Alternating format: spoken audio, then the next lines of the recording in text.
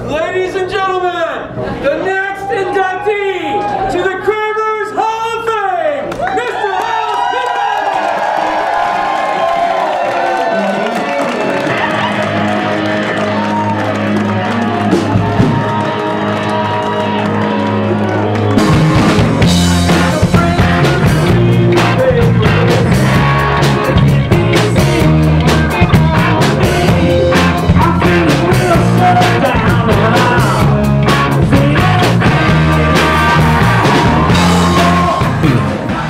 If White Castle exists in heaven, what do you hope the person behind the counter says to you when you reach the pearly gates?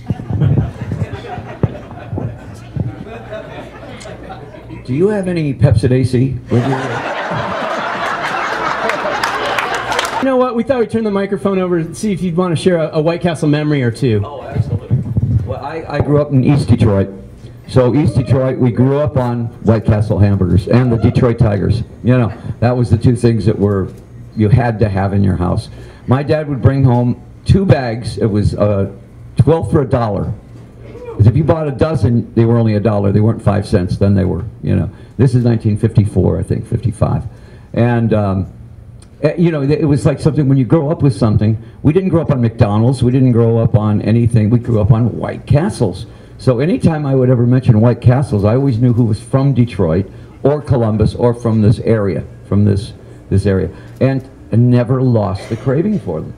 And you know, I'd always say, well, White Castle. We would drive by the tour buses would drive by, and there'd be a White Castle, and I'd stop, go in, we'd get them. And in fact, we played Detroit on Halloween every night, every Halloween, and I would always take the latest flight out back to Phoenix. And I would have the guy stop, and I'd get a bag of White Castles, get on the airplane, and everybody in the airplane would go, I'll give you $5 for one of those. I'll give you $10 for one of those. In fact, I had a greatest idea. They should make White Castle aftershave. With the onion smell on it, because it's one of those smells you go, oh, what is that? That's really good. Great idea to spray on.